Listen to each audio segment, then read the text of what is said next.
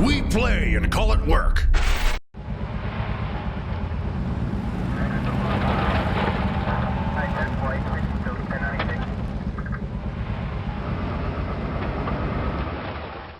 Hey there folks, welcome to this week's Sit and Talk featuring me, Josh. So if you're not familiar with the Sit and Talk show, it's one that we've had for a while, that we've done for quite a long time, I guess, but we've had to take a little bit of a break on. So it's basically the show where we ask all of our fan-submitted questions and let you folks kind of pick our brains on whatever you want to pick our brains are.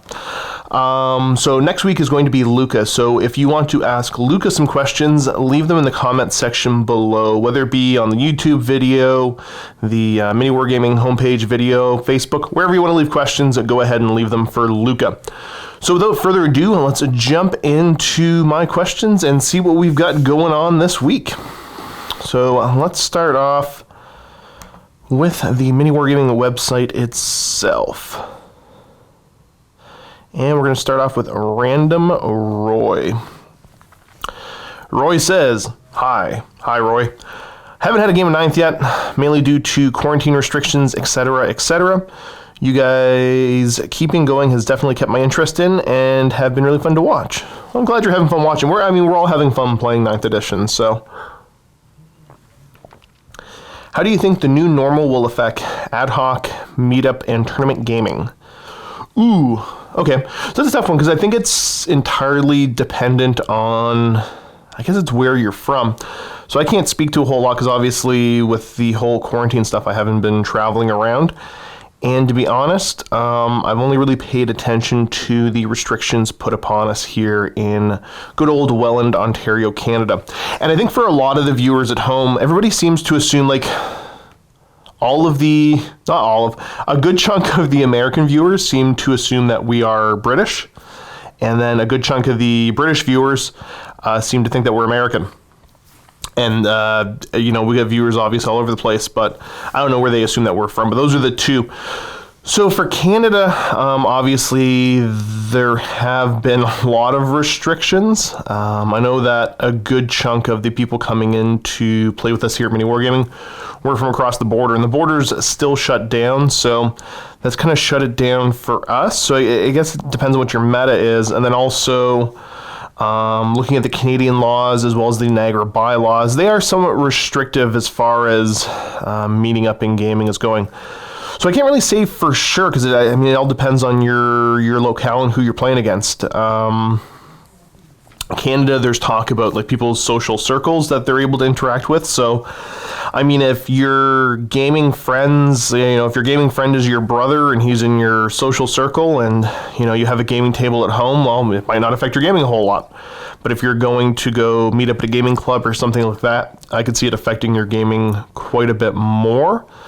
So for here, obviously, like the only gaming that I've been able to get going at all is obviously on the videos. So because we had to shut down the gaming hall here at the bunker for a while. And we're in the very early stages of figuring out what it looks like to get it opened back up. Obviously, there's a lot of restrictions on social distancing, things like that, the mask requirements, and I assume, it's thrown a big monkey wrench in the works for it for a lot of different people, or at least it has here in Canada. I'm not going to get into commenting on people all around the world and how well they're following the restrictions or their country's restrictions and all that kind of stuff. It's tough right now. So I'm curious actually, how you folks are doing with your gaming, because I assume a lot of people are in the same situation as Random Roy, where with the whole COVID stuff going on, you probably aren't getting a whole lot of gaming in. Or I don't know, maybe you're somewhere where it didn't get too, as heavily affected, and maybe, the restrictions have loosened up a little bit, or maybe your gaming crew is all in each other's social circles. I don't know. It's tough. I can tell you that Max Aggression Gaming, which is run by my buddy Dan, so he's the storefront here at the bunker, is working on getting this location back open. He had his other location open already. But yeah, getting this one back running, and then I'll be working with him to make sure that because we let him use the gaming hall, obviously, as part of him renting the storefront there. So making sure that that's all proper and we're following the restrictions. Because the big thing is, obviously we want to keep everybody safe and make sure we are putting everything in place so people have the opportunity to be as comfortable and safe as possible amidst all of this corona stuff. Because yeah, I think people are probably pretty sick of being stuck at home and not doing any of this stuff now. And Canada's done, I mean, well in the grand scheme of things, I think, as far as handling all the COVID stuff. So yeah, we're going to start to see some of this stuff open back up. And I know that, I think for the Welland bylaw, like the Niagara Region bylaw, which is where we are, I want to say that is up for renewal in around October. So I don't know if it'll continue the way it is, if they'll change it, or what it might be. But yeah, glad you've been able to live somewhat vicariously through us here, because it's been a lot of fun to play. Moving down a little bit here. Next up, we got Mylan. Oh, I remember that. I remember you. Josh, good to have you back. Well, thank you. It's good to be back. I make a lot of jokes about my popularity online, but yeah, the generally speaking, you know, any kind of joking aside, it's been, I feel like I've been very warmly welcomed back by the community, and I'm glad to be back, and hopefully you folks are enjoying the content. So first question, do you get anxiety now whenever you cough or clear your throat on camera? Yes. But, let me continue with the question. Like, you have to immediately try to justify why you coughed and that you're not sick. Second, any historical games tickling your beard these days? I've been eyeing a victory at sea. Okay, so back to the original question, which is clear my throat and coughing, which is a thing for me, but it always has been. It's nothing to do with the whole COVID or being sick or anything like that. Nothing's changed. There's always anxiety. Like, I was always anxious, being on camera, and I still am. So even when I was filming on the regular, I remember talking to the guys and they're filming and all that, you know, getting over the jitters.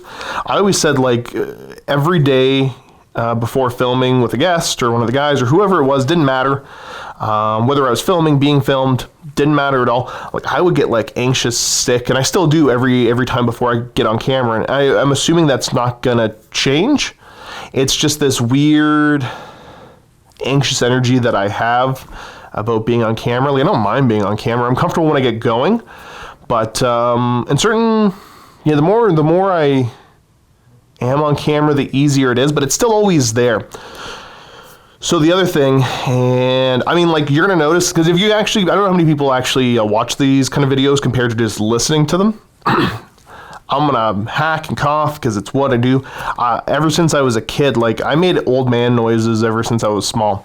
And the difference now is the fact that I've got the mic right here.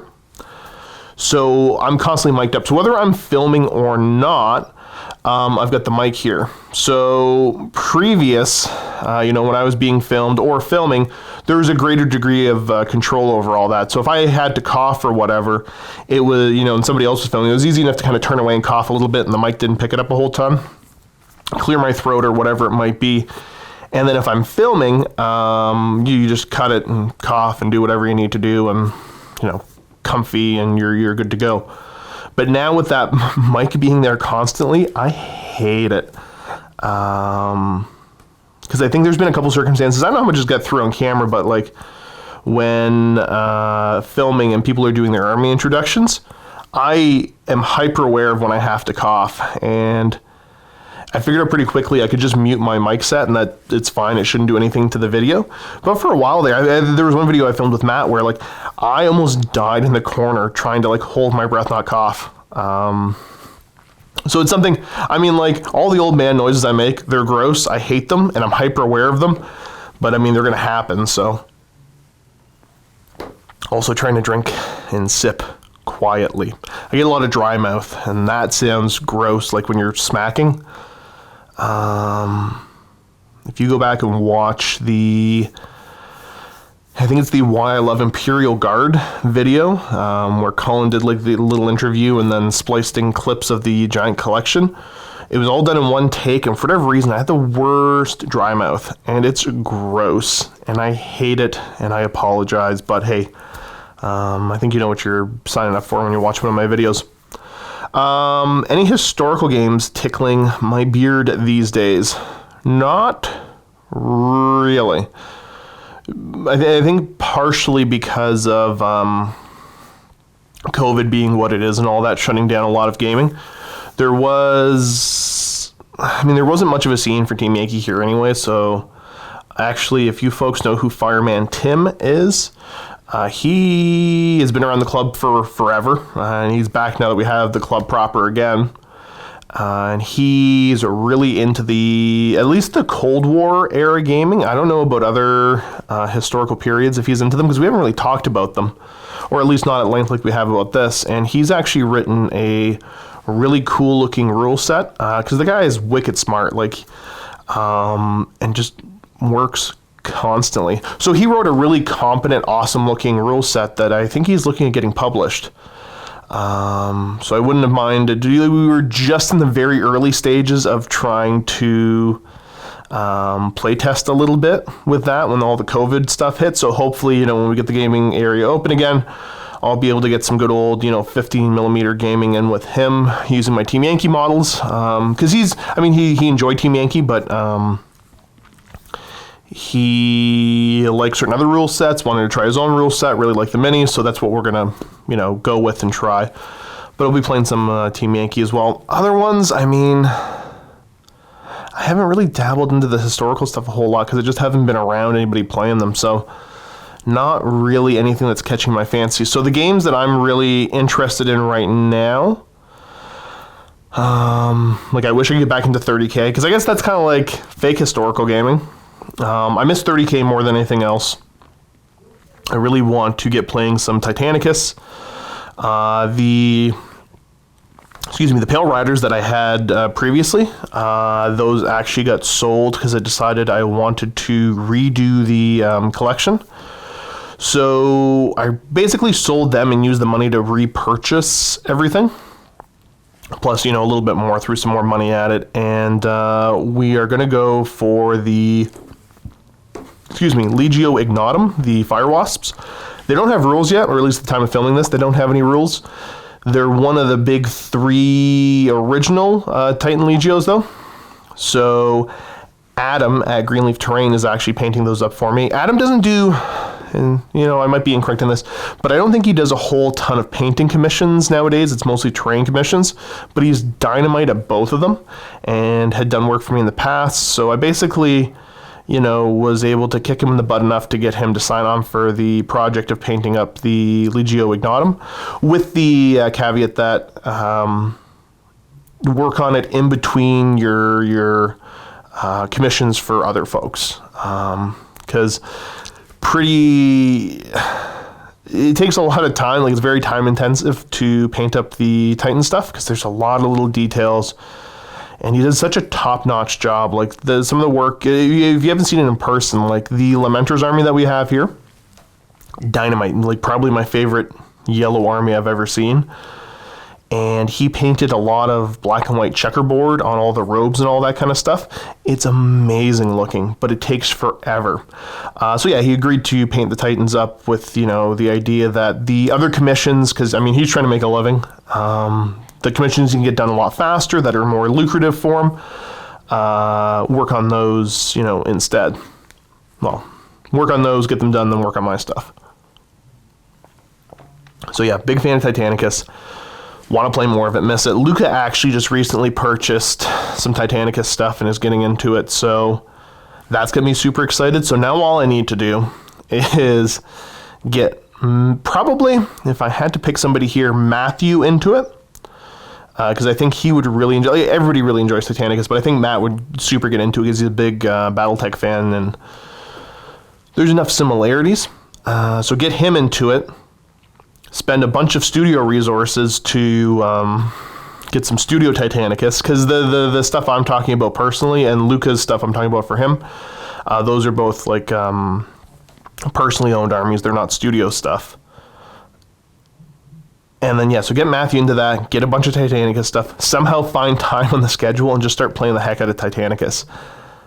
That's all kind of a pipe dream for me, because I know, all of those things, all have to happen, and there's no way that all 3 of those are going to happen. We're going to see it anytime soon, at least. But, I'm eyeballing that. And then, let me try to think for other games. Star Wars Legion, big fan of it. I love how it flows. But it's the same idea where the studio doesn't own anything.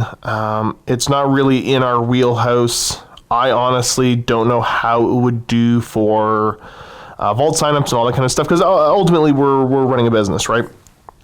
And we have to do, what the paying audience wants us to do, which is primarily 40K.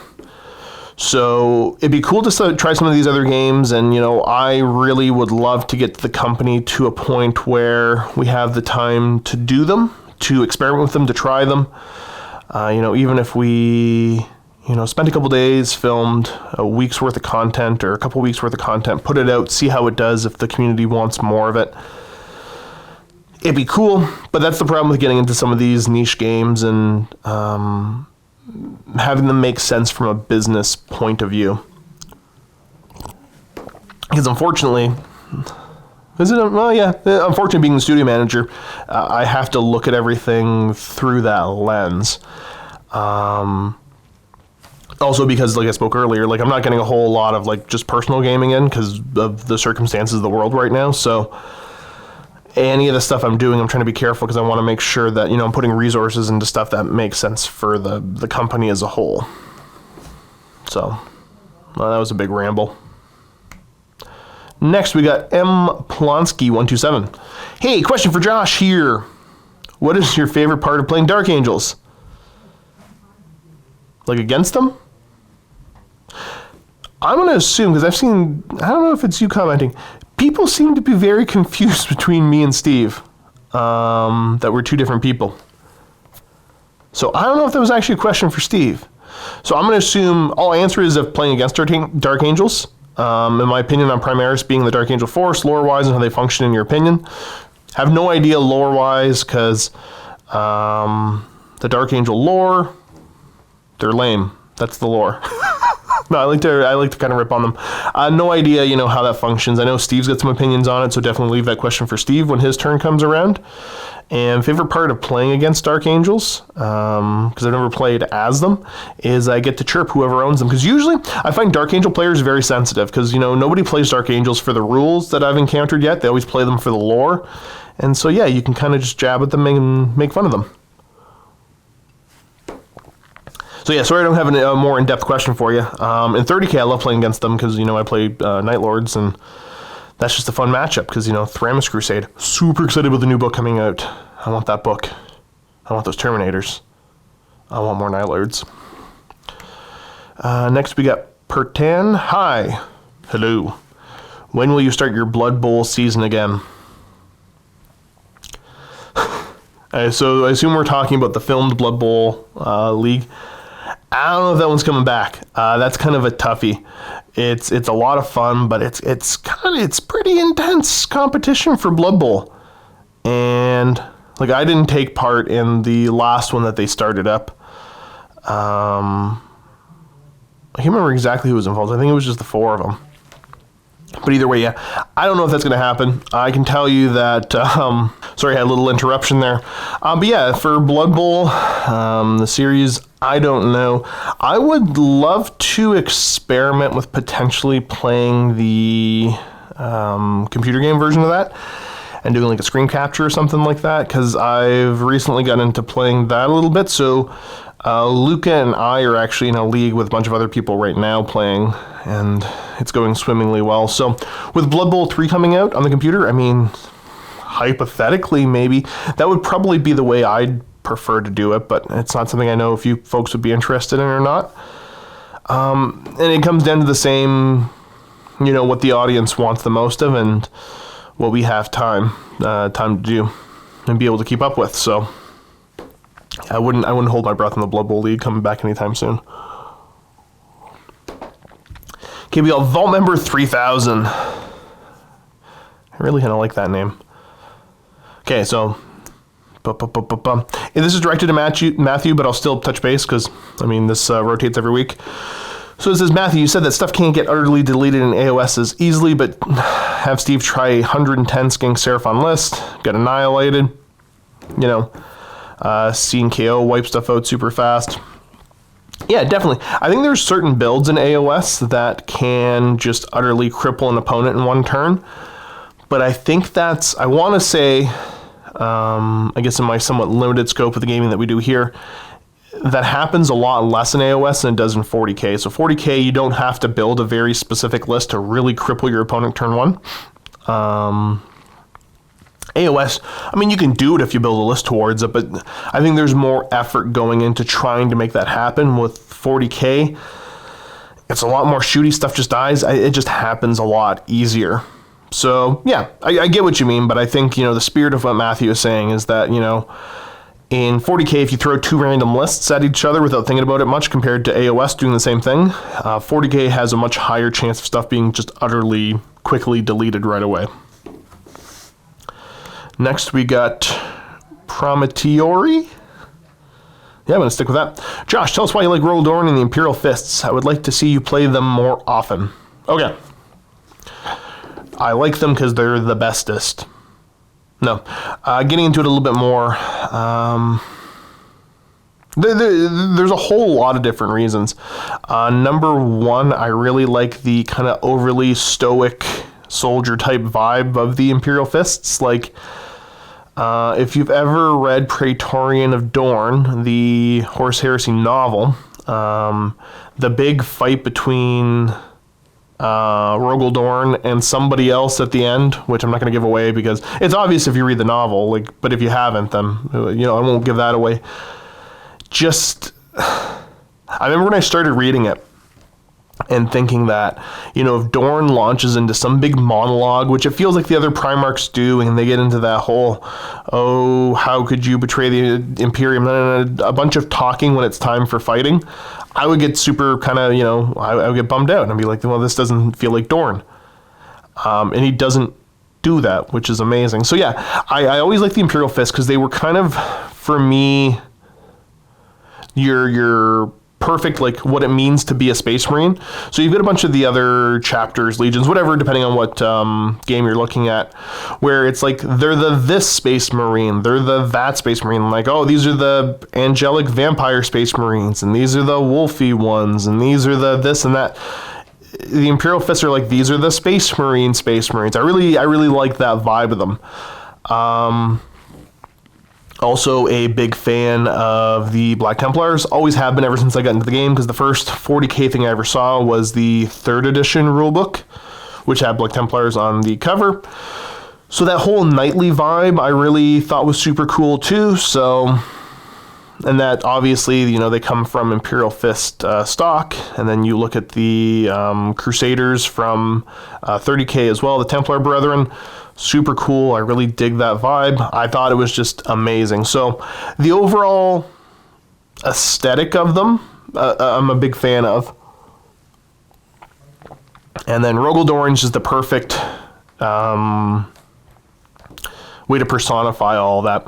And I liked it because if you look at the different Primarchs and,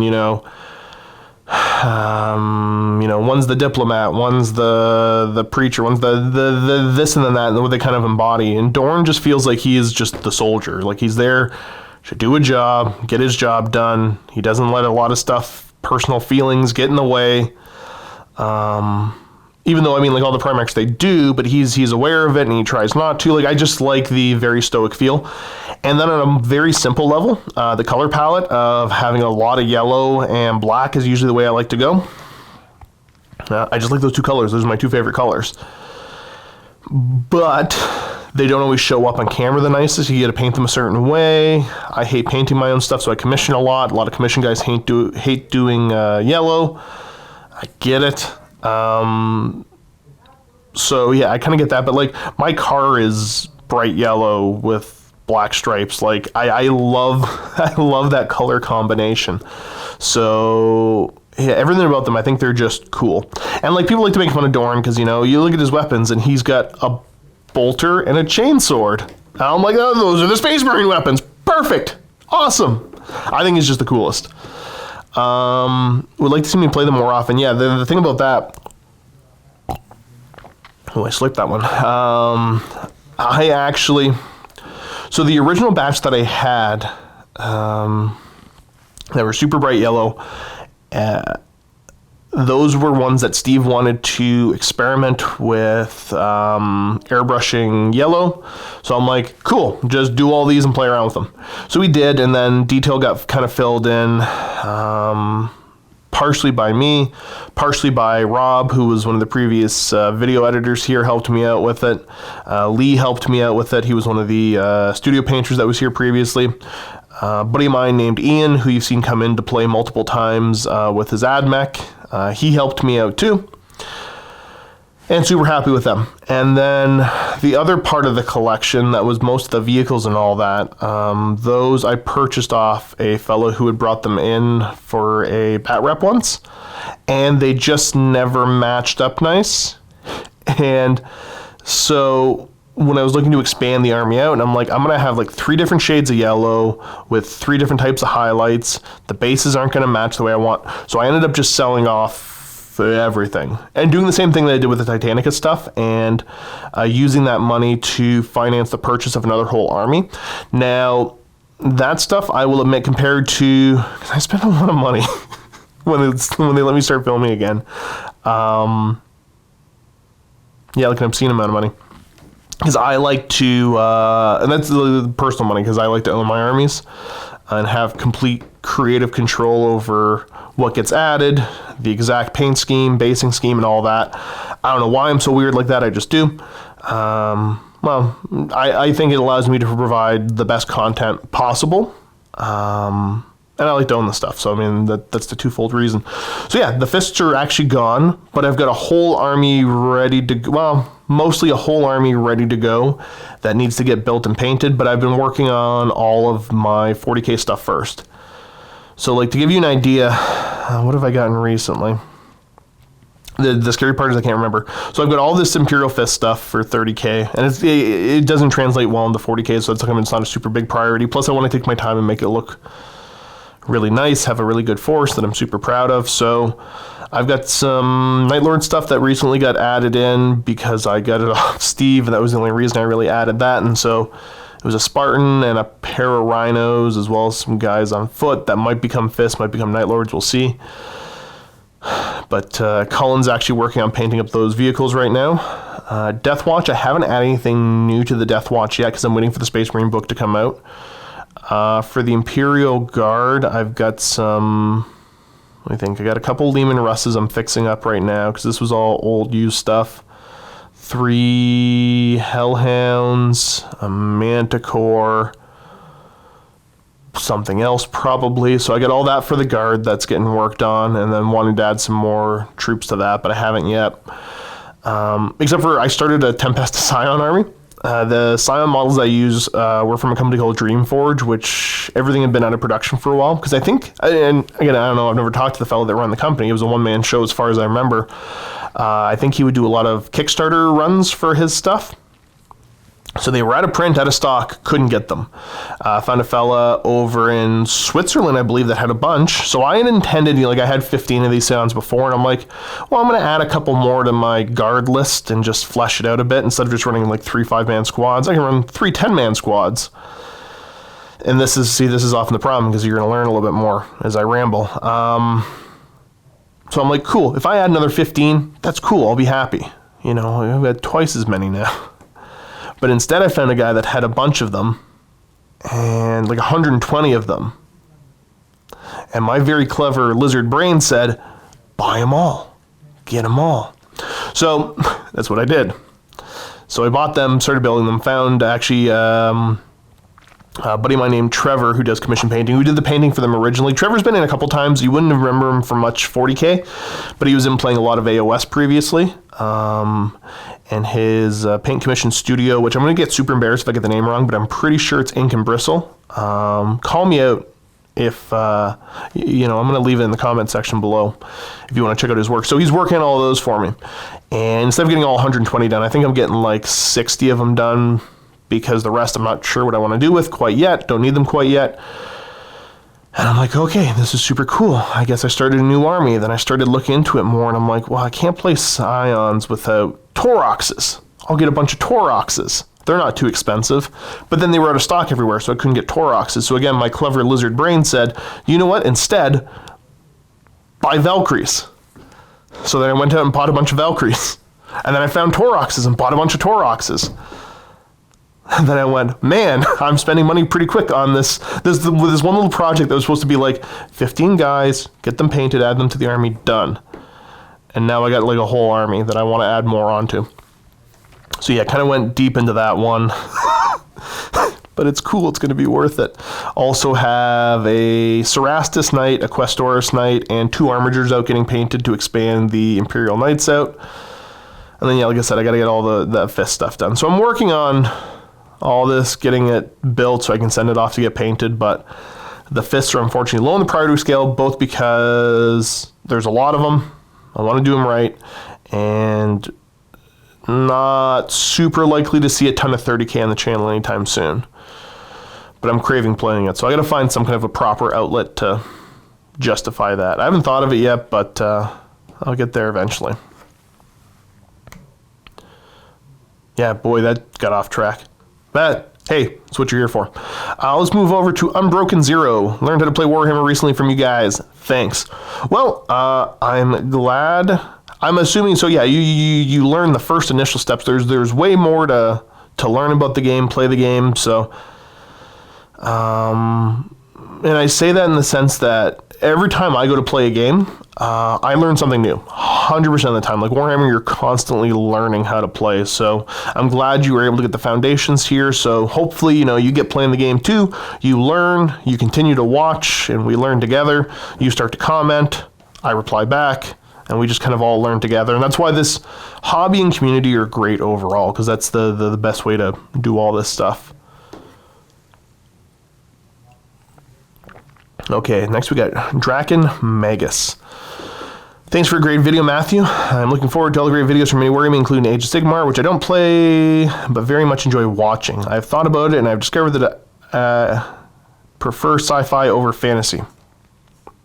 Yeah, I prefer, generally speaking, I prefer sci-fi over fantasy as well. But I've said it a couple times, and people, I don't know, maybe... because I've seen comments that seem to say that I've said something else, but who knows. I like Age of Sigmar as a game more than I like 40k as a game currently, because that changes all the time.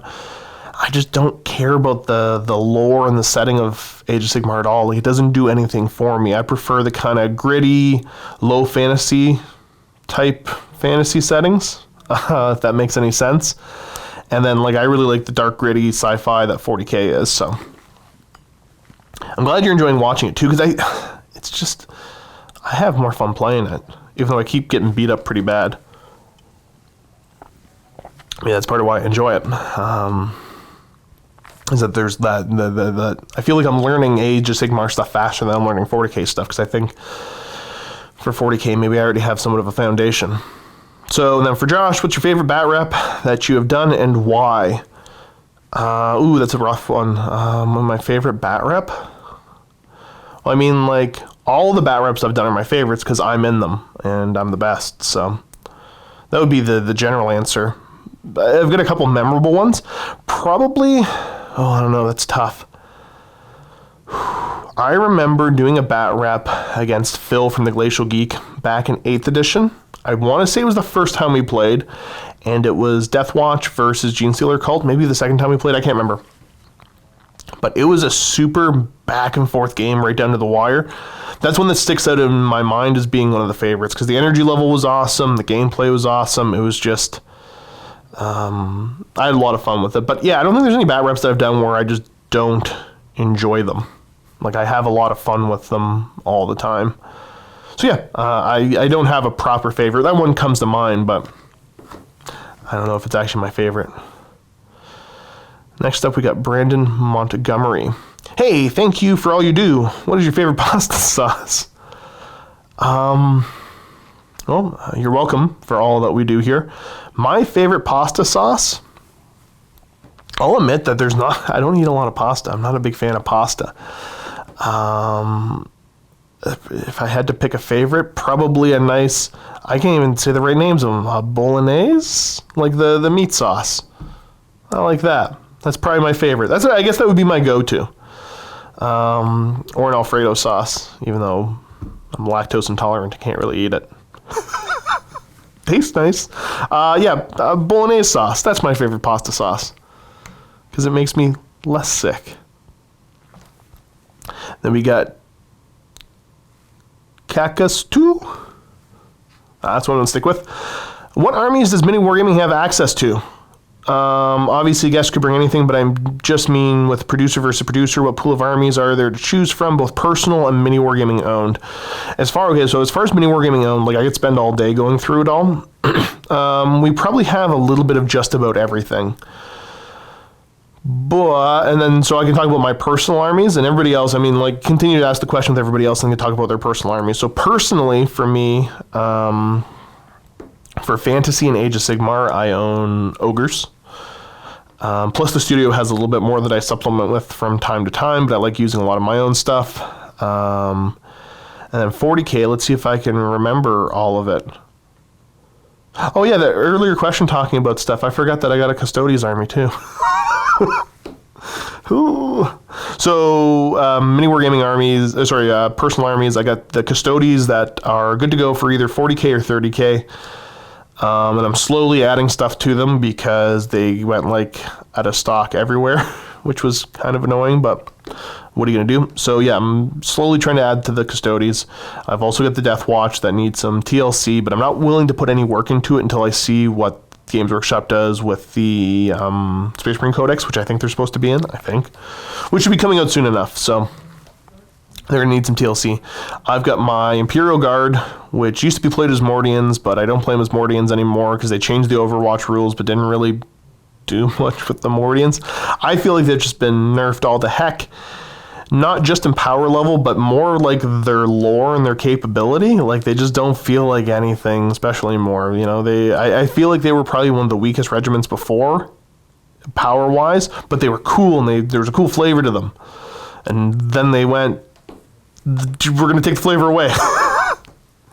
And so I've lost interest in that, so now I just play them as well-dressed Cadians or whatever, happens at the time. I'm really hoping with the Guard book, whenever it does come up, they make them interesting again.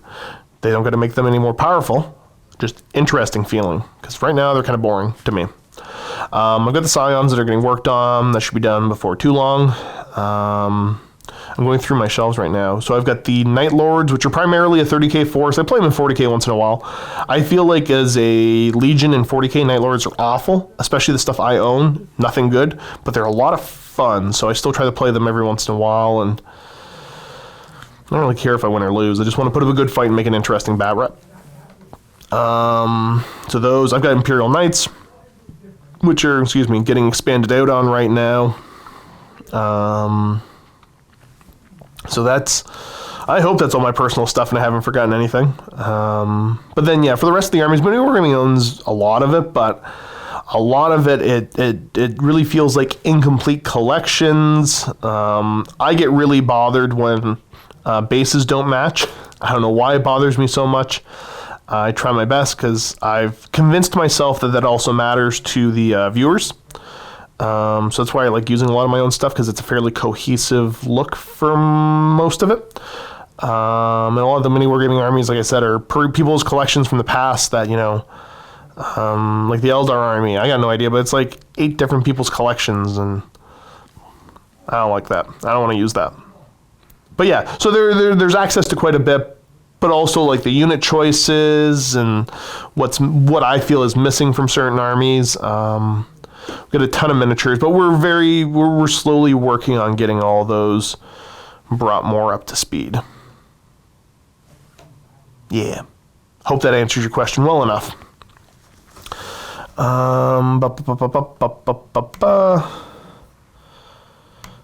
That one's directed towards Matthew.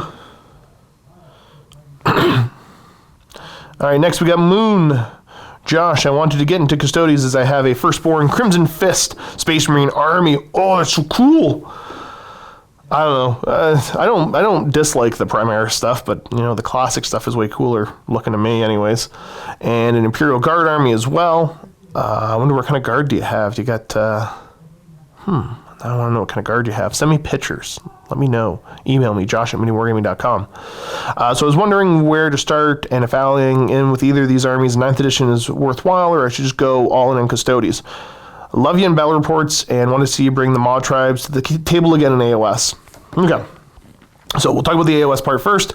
I love the mod tribes too. I've been playing character on overlords to try to have a little bit more variety lately. So the mod tribes will be back, but you're probably going to see mostly KO from me for a while. And as far as the Custodes stuff, I mean, like right now it feels like whatever you can get your hands on is good. The Custodian Guard squads are kind of going to form the basis of whatever you do. Jet bikes, super worth it. Terminators, I don't think there's a bad place to start getting the Custodes stuff because it's all pretty functional. So ultimately, the advice I'll give you, because it's what I kind of use, get whatever looks cool. As far as is it worth allying them in? I don't think it would cripple your army so badly that it's not that'd just be dumb to do in a casual fun game. Is it the most efficient thing to do in tournaments? I don't know. Well, I don't care either. When I play, I just kind of bring what looks cool. So yeah, if you get a cool Imperial Guard army and you're like, oh, it'd be really, really awesome, bring in a little patrol detachment of Custodes. Do it. It'll look cool. It probably won't be terrible on the battlefield either. You'll probably still have fun. Because I'm assuming if you're asking this kind of stuff, you're not in you don't have one of those local metas where it's like, crush your opponent, only use what's efficient. We're not here to have fun. I know people actually have fun with it. I'm kind of teasing about it, but I just like collecting my toys that I think look cool and throwing them on the table and trying to use them as effectively as possible. Yeah, and I think it would be worth allying into either of those armies. The Custodes can do some cool stuff, so... Honestly, I think it's worth it because Custodes are cool. I think they're fairly effective. I think they're going to continue to be fairly effective. I think that they could, for lore reasons, match up with either of those armies pretty cool. Excuse me. See, Mylan, I can't help it. Yeah, with either of them, the only thing I'd say is, don't be that guy that cheeseballs and tries to, oh, here's my Custodes. For some reason, there's 3 shield captains on bikes that are here with 1 squad of 3 Custodian Guard. Don't do that min-max silliness. That's no fun. My thing is when you especially when you ally in or whenever you build, even when you build an army, what is the lore? Why are these guys here? You don't even need to make a strong justification. As long as there's some kind of story reason that, your opponent goes, why the heck would these guys be working together? You go, well, because of this. Good enough for me. So yeah, I'd say go for it. Custodes are cool. Some of the Forge World stuff's really worth because they're super gorgeous models. I think the Telemon looks amazing.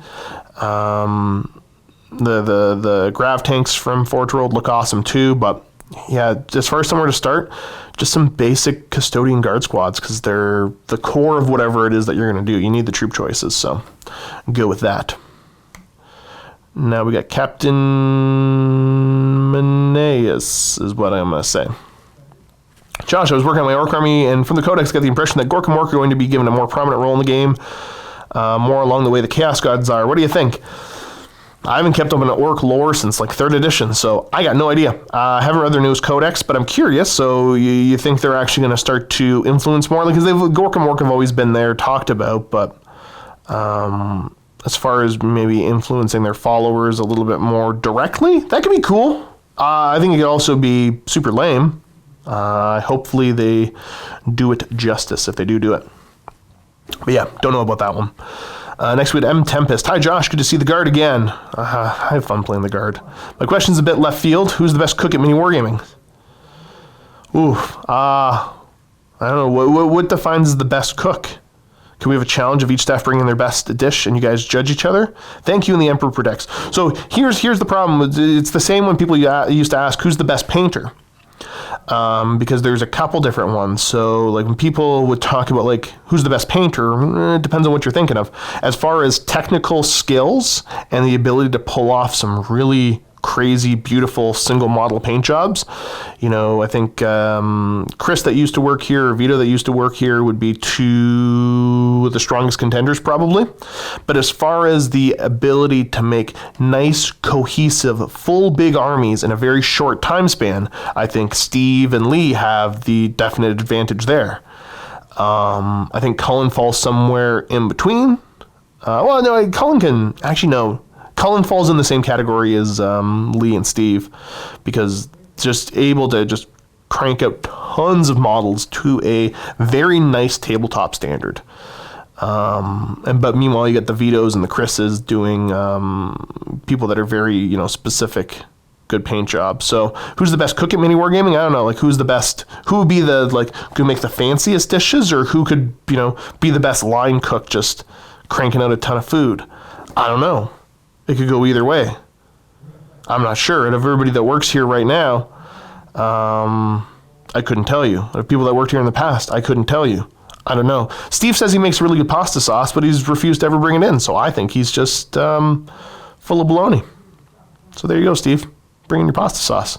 I want to try it, even though I don't really like pasta sauce. Cooking challenge? Yeah, no, because we're all just going to vote for our own stuff. Probably. Big Mikey. Oh, Large Michael. How are you doing nowadays, buddy? Josh, Book 9 coming soon. So what new Night Lord play toys are you getting? I don't know. I got to save up some money because I bought a bunch of other stuff too quickly. We'll see. I want the new Terminators. And then, like I said, I got a couple of Rhinos that Cullen's working on for me, and he's working on a Spartan as well for me right now. So there's that. And also a former challenge for a rematch for 30K when able to. I'm down, buddy. I'm down. As soon as this makes sense, we got the gaming area open again, let's throw down. Bring in your Imperial fists. That I should feel worse about beating up than I do, but I'm not going to feel bad because it feels good. I don't want to feel good. I just want to feel evil. Phantom Baz. Nice to see you back on. I'd love to see more AOS content. I guess this would be the question to @Gosh. I don't know. Maybe you meant Josh. Is there any chance of getting more AOS content? For example, doing a Switch Day on Wednesday, Thursday, where you have one AOS game and one 40K and alternate the games between YouTube and Vault Weekly?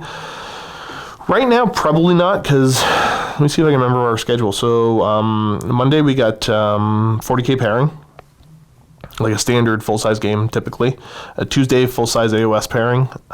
Wednesday is going to be some type of Dave campaign type ongoing sort of content. So that's kind of Dave's day for doing something other than just standard bat reps.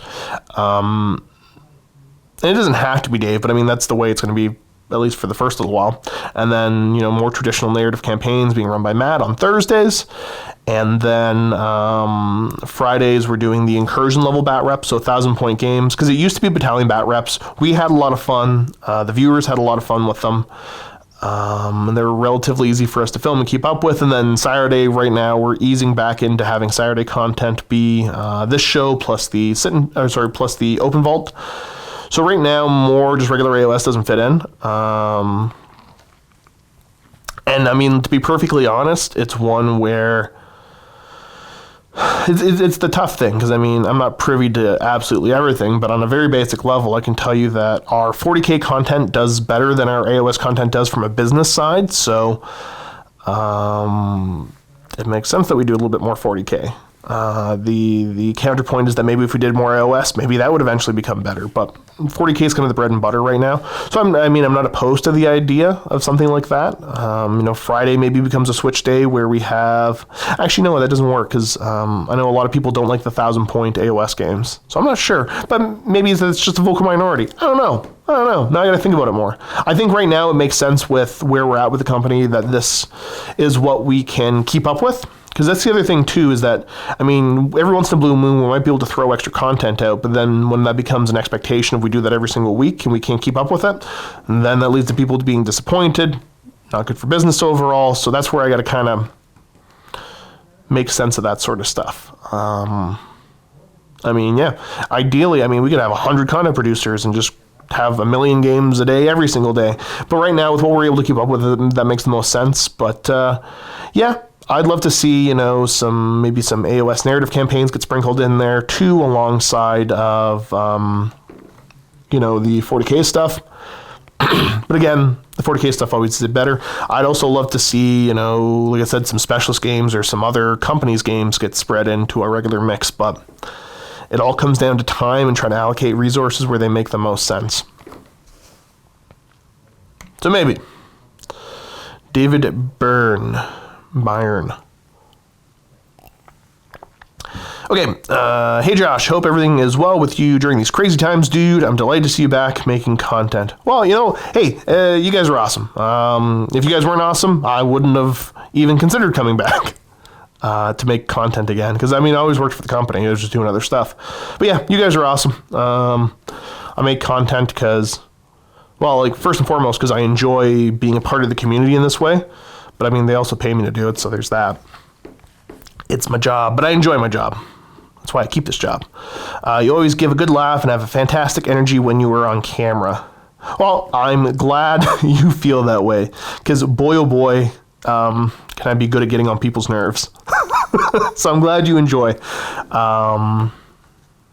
who I am, I guess. I like your love for the Traitor Legions, who aren't necessarily the most powerful.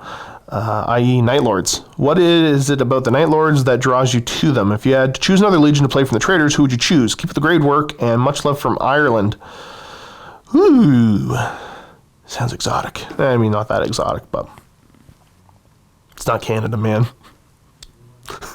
As soon as the whole, travel... I'm not a guy that travels around a lot anyways, I never have been, but as soon as the COVID stuff hit, I'm like, well, now I want to travel, so... Okay, what about the Night Lord? So I remember reading one of the old... It was one of the lore books back, 3rd edition time, and I can't remember what they were called. The Index Astartes, I want to say. And I remember seeing the picture of the Night Lords in there. I'm like, oh, that looks cool, because that looks like something I've never seen before. And I thought the character of the Legion was always super cool. There was just something about them that felt different, and I don't know. They were... They're likable because of how unlikable they are. There's almost... Now, not everything about the Night Lords, because there's a lot about the Night Lords that isn't relatable, but there's certain aspects of them that are more relatable, maybe, than the other Legions, in that they are very super flawed, and some of the best novels. So if you're into 40k lore, and you don't mind some kind of gruesome stuff, because I don't think Matt would ever be able to read the Night Lords novels. I just don't think he couldn't. I know he couldn't do it. But if you get the chance to, the Night Lords trilogy by Aaron Dembski-Bowden, probably some of my... Yeah, it's my favorite. The Eisenhorn stuff by Abnett I love, but you know what? ADB, guy's a hero. I love his writing. I think he's fantastic. So I credit that series of novels as for getting me back interested in the 40k lore, and obviously, into the Night Lords even more. So I remember reading, like I said, that Index Astartes article way back in the day about them. I'm like, they're kind of cool, so they always stuck in my mind, but I didn't like the Chaos stuff. And when 30k came up and there was the chance to play a 30k Legion, I'm like, boom, it's got to be this one. No questions asked.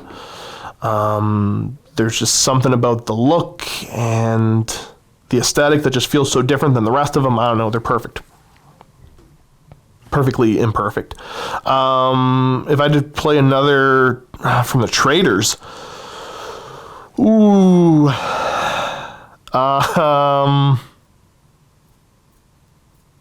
man, that's tough. Thousand Suns are awful. Never want to. Magnus did everything wrong. Wouldn't want to play them. Lorgar is the most boring character in Legion from the whole heresy. It's not the most boring. They're super integral to everything that happened, but oh boy, do I not care about them at all.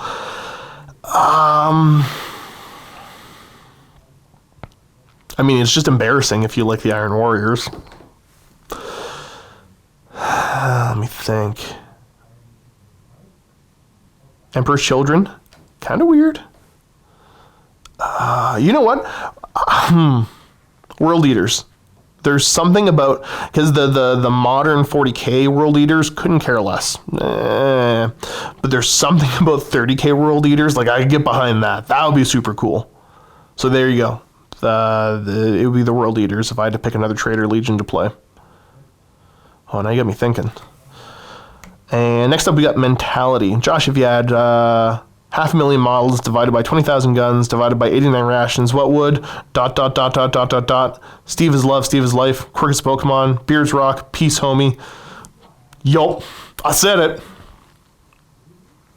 I don't think there's actually a question in there.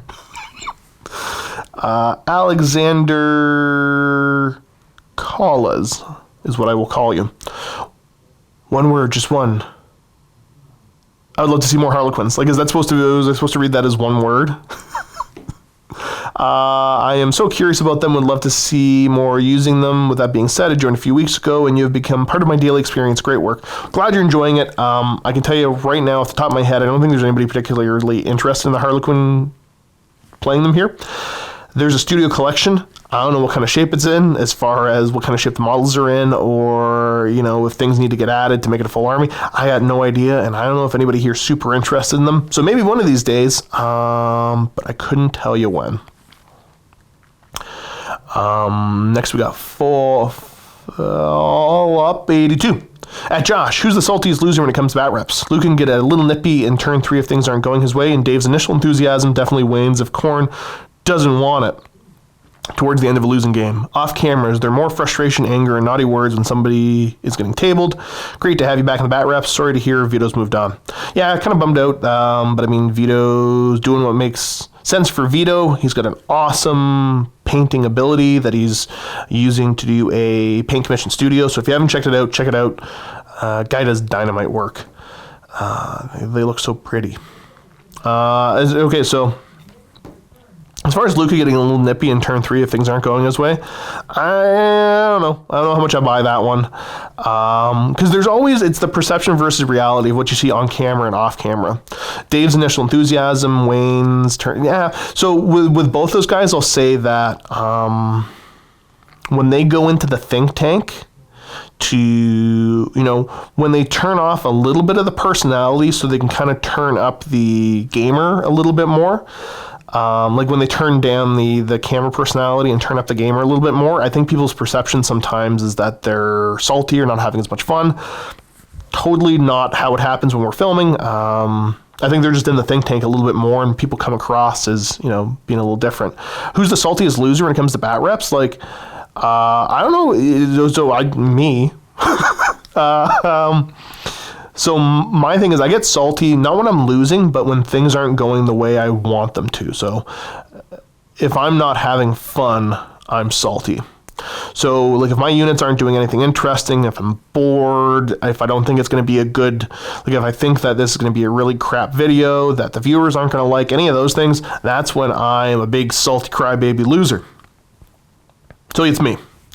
But again, there's always, like I said, perception versus reality, because you mentioned a couple guys here that I think it's the complete opposite. Steve and I used to play a game when we were filming together initially, like when I started working, when we were each holding the camera. Because Steve and I love to argue about anything, because, I don't know, we both like to argue. So what we would do is that, you know, in between clips, we'd start an argument about something. Like if I was filming, I would bring up something that I know is a sensitive subject to Steve, and I'd get an argument going, and once there was enough of an argument and I could tell he was kind of getting upset, I would make sure that I would say my piece and like make my remark, and then when he goes to make his remark, I would turn the camera on really quick to his units and be like, okay, cool, who's moving where?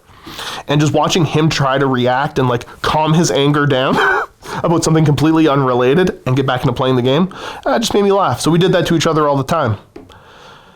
So yeah, perception versus reality on camera.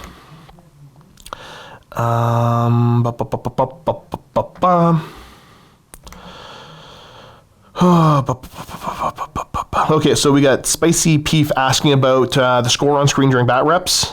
With the increased number and complexity of victory points in ninth, it's nigh on impossible to follow the score during games, which is a shame given how fun they are to watch otherwise. There's Draken Magus talks a little bit, because I think Matt talked about it. As it stands right now, with the amount of content we're putting out, it's not something that I think we could pull off with a 99% accuracy rate right now. So it doesn't make sense to add it in. I mean, we could try to add it in, but things are already tight. I mean, we got Cullen slaving away. We got one editor for all these videos that go out. There's a lot more time that goes into editing videos than people seem to realize. Because not only does he got to edit, he's got to troubleshoot when there's issues too, right? Which keeps him pretty busy. So right now, I don't think we could do it very well. short of bringing on, like, we could hire another editor just so we could do that, but I don't know if that would make sense from a business perspective. So I can tell you one of the strong focuses right now for bat reps is, like, obviously I do my best to say the score at the beginning or end of turns and bring it up enough so people are following along. But there's been a strong focus on building better tables to have better 40K games overall, because I'm talking about 40K right now, not AOS.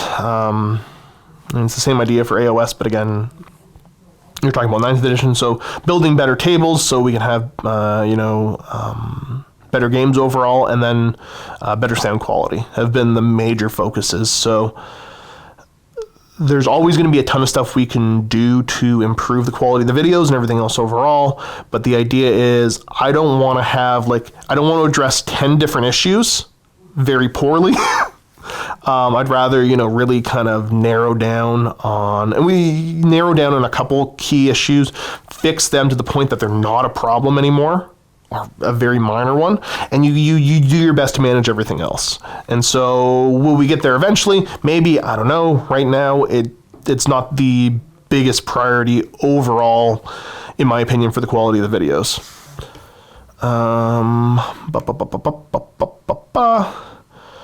We got Von Dirtnap. Josh, how are you on this day? Hey, brother, I'm good. It's great to see you behind or in front of the camera again. When the bunker opens up, are you going to be the one who will be doing all the scheduling again? Yep. So for anybody unaware, my day-to-day job is not filming bat reps, even though I've been doing a lot more of that recently.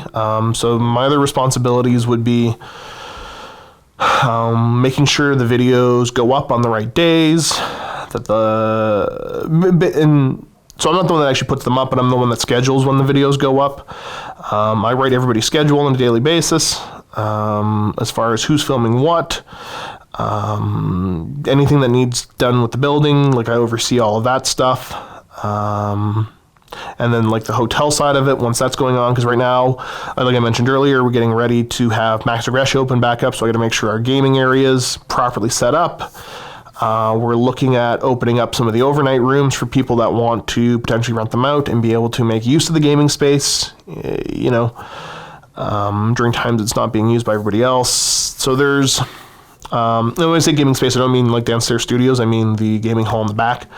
So yeah, there's all that kind of stuff that I still have going on, other than just filming. So yeah, when the bunker opens back up proper, I'll be the one that basically all of the information, like all of the people contacting us, it all gets filtered down through to me to kind of manage and deal with,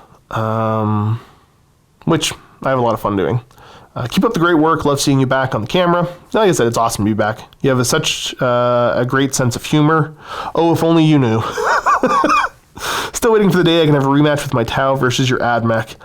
Yeah, I'll shoot you and beat you up one of these days when this COVID stuff all kind of blows over and we get back to just playing games. Hobbs 3023. Vito is gone. Yeah, so Vito's not working here anymore. If you want to check out what he's doing, sorry I don't have it in front of me right now, but yeah, you can check out his painting commission stuff. I think we've got a video up on Facebook promoting him right now and what he's working on. So yeah, check that out. We got the Danish Viking Alex, Josh, aka Beardwing. Took a step and started Custodes Army in 40K. Yeah, they're awesome. I've been playing Horde / Magic Heavy armies so far. Those are the two worst kind of armies. So Custodes seem like a good choice as they're elite and have no magic. Yeah, that's perfect. That's exactly what I want in an army. It is. I'm not sure what to put in an army. What I have ordered has been the principle of rule of cool. That's the way to do it. That's the way to do any 40K. Because if that's what you do, and your gaming group, that's what they do, then that is, in my opinion, the best 40K you're going to play. Bar none. So yeah, really cool. Stick with that. And then anything outside of that, do what makes sense so that you and your opponent both have fun. Because it's no fun, like, if you have a fun playing your stuff and beating somebody up and they don't have any fun, But also, like, I'd argue that's just as bad as, if you do rule of cool and your army just sucks and people just crush you, that's probably not fun for them either. So you gotta do what makes sense in your meta that everybody's having fun. So my questions are, any experience you have now that you would have liked to have known when you started in 40K? I started in 40K ages ago. So I'm going to answer this as far as restarting getting into 40K again when I've started filming again. The experience is maybe keep track of the things you're purchasing before you just buy them all. Because when you get the bills, they add up quick. Number 2, have you tried out Sisters of Silence with your custodies? If yes, are they a good choice? Hope you are well. I'm doing awesome, man.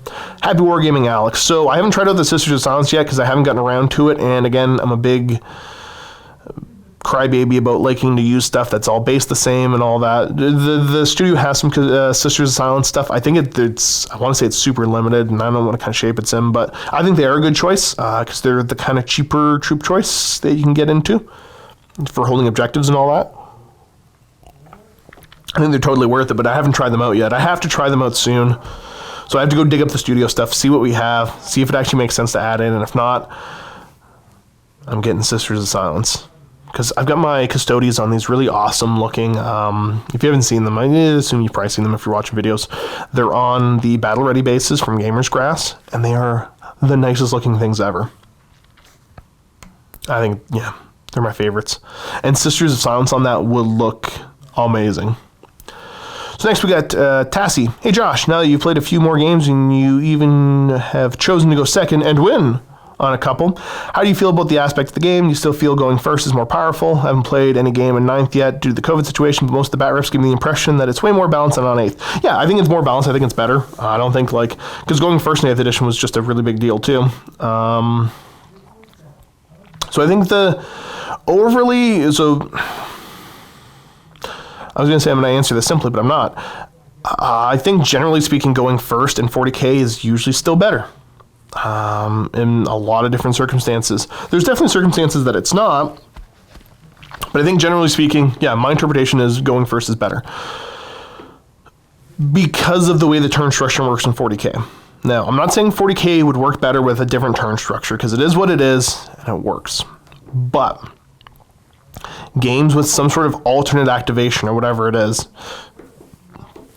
look at the way that Star Wars Legion works. If you haven't, go watch some Star Wars Legion bat reps.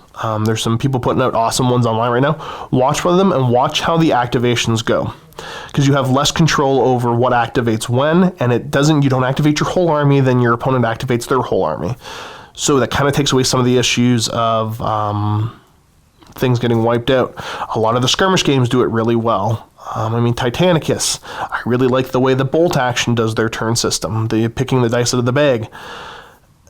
I think no matter what, going first in a game like 40K, where it's relatively large model count on a fairly small board for how many models you got, because even if you're not killing everything, cool, you're jumping to position to really take board control. I think, if you build a list in 40K that's designed around going first, whether it's to kill, board control, whatever else, that's fairly powerful. And a lot of those other games I listed, they're not really that powerful because you have less control over what goes, and having one unit go first in a lot of those games where there's alternate activation or some things like that, who cares? Because then the opponent gets to go. It's the back and forth. So yeah, that's kind of my thing for 40K. Going first, pretty powerful, because it feels, I don't know, like 40K feels a lot more hyper lethal in 8th and 9th edition than it did previously. But I don't know, because I didn't play enough 7th. Going first and 7th was a big deal too. Horus Heresy is one of my go-to examples of a game where, for whatever reason, playing Horus Heresy, I don't know if it's the game, my experience level, my army, I don't know what it is. I don't care about going first or second in 30K. There's times that, I'm like, ooh, I'd rather go first because of this, the army's deployment or whatever else. And then in, reverse as well. 40K people seem to have that same experience, but I have that experience a lot less in 40K than I do in 30K. So there's my thing. Going first usually makes a lot of sense in 9th edition that I've encountered so far, but that might be just the way I play. Okay, Captain Obvious. Josh, in a few of the recent bat reps, you've been behind the camera, even when doing the introduction. Is strange, just seeing one of you. Any reason you're hiding behind the camera the entire video? It's probably because, especially for the first couple times. So when we're filming now, I have my mic on attached to my hat, and then down my back is the cord, and it's the transmitter's clipped to my pocket. But then I have to have a fanny pack. Well, we all have to, but I'm talking about me. So fanny pack on, which then has both of the receivers in the fanny pack, some like big clunky, like this big heavy splitter for the two mics that are plugged in. Then obviously my opponent they're wearing their own mic set, but then I'm also wearing a headset to listen to the audio as I record, which the cord comes down and clips into my fanny pack. And then this splitter has a super long awkward cord that clips up into my camera. And sorry, no, my headset is attached to my camera. So I've got a cord, so I'm holding the camera, and I got a cord going to my head, and another cord going to the fanny pack that I'm wearing, which is attached to, which all kind of links in. It's a mess. So for the first couple times, I got all suited up and used to it, and I'm like, you know what? I'm not going to take all this stuff off just to do the intro. So stand there while I talk. That's all it was, is trying to get used to all that equipment, taking it on and off, and yeah, so it's strange, it's weird. It's, you know what, I was probably just kind of being a little lazy about it, and I was holding the camera comfortably. I'm like, nah, we're just doing it. Beep, stand there and we'll both talk. But yeah, that's all it is. And then we got the last one here. Catfish 666 questions for the great bearded one. What were some of the activities that got you through quarantine? How has the transition from being behind the scenes to back to content producer? Is it stout season up in Canada yet? Okay, let's bang through these. Some of the activities that got through quarantine. Working. We didn't really have a lot of downtime.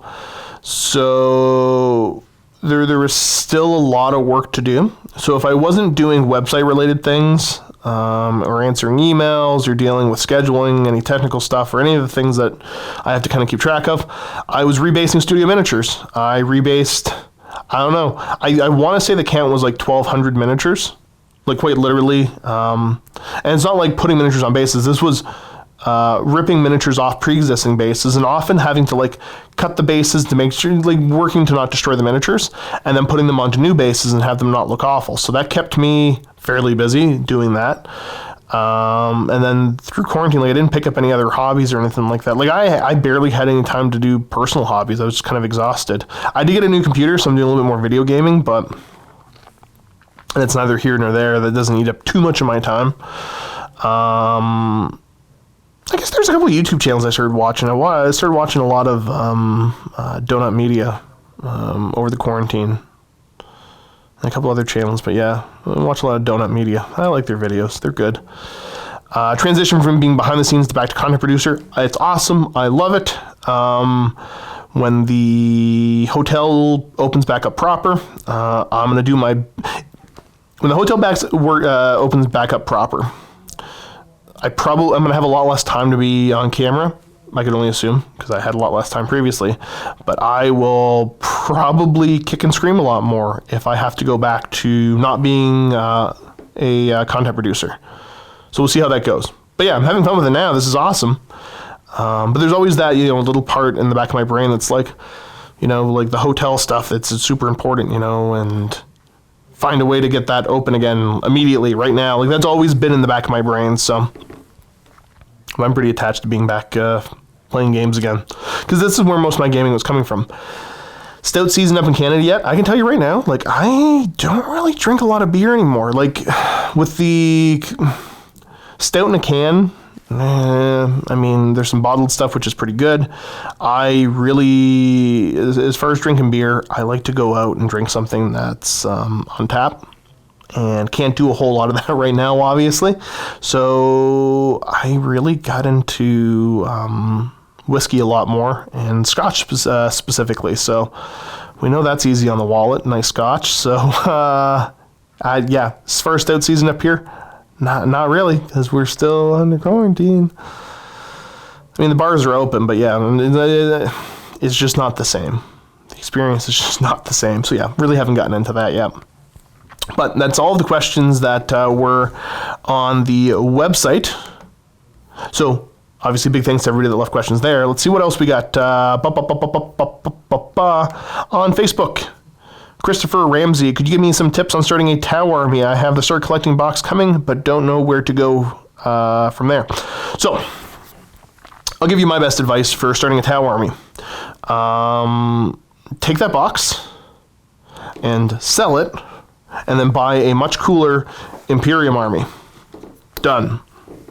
That's I know nothing about the Tau in this edition. I haven't been educated on Tau since 4th edition. I have no idea what it is, what anything is, what it does, anything like that. So I can't give you any handy advice other than like the Imperium's cooler, dude. What are you doing? Alexander Callas. What portion of income comes from subscriptions to Vault versus content provider revenue like YouTube? I'm not super privy to the numbers, but like, there's people that think, I always chuckle when people, look at YouTube and think that it's a great moneymaker. It really isn't.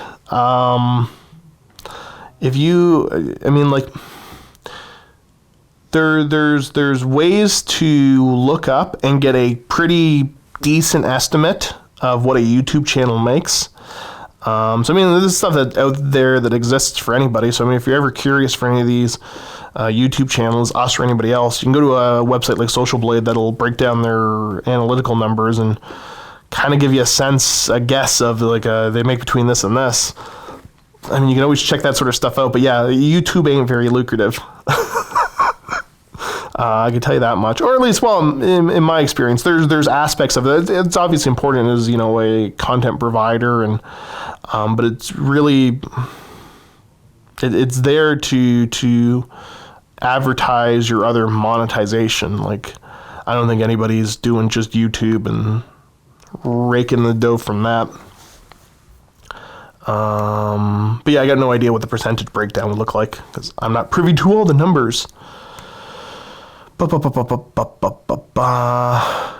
going to go to the YouTubes. Speak of YouTube right now. Okay, so Rob Noel, I don't play now because of the escalation. Alternating activation would make a big difference. It would, but I don't know if it would work for 40k. So honestly, the way that I described, like, if you want to check out a game, especially if there's people in your local meta that are playing, look at Star Wars Legion, because I said Star Wars, I've described it because I've helped a lot of people get into it. Star Wars Legion, for me, is almost the perfect game for disgruntled 40k players. Because a lot of the things that people don't like about 40k, Legion does the exact opposite. From how you build your armies, to how the game flows, to how upgrades work, to how building and modeling works, to how measuring and moving, everything about it, it's different. But I can very easily take a 40k player and be like, okay, cool. In 20 minutes, I'm going to teach you how to play Legion. And they just pick it up super quick.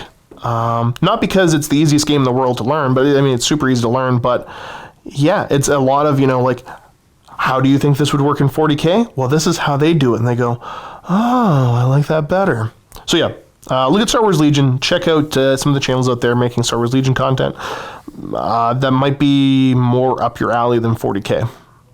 Hopefully you like Star Wars, that IP. We got the Acadian 4th Sanitation Division.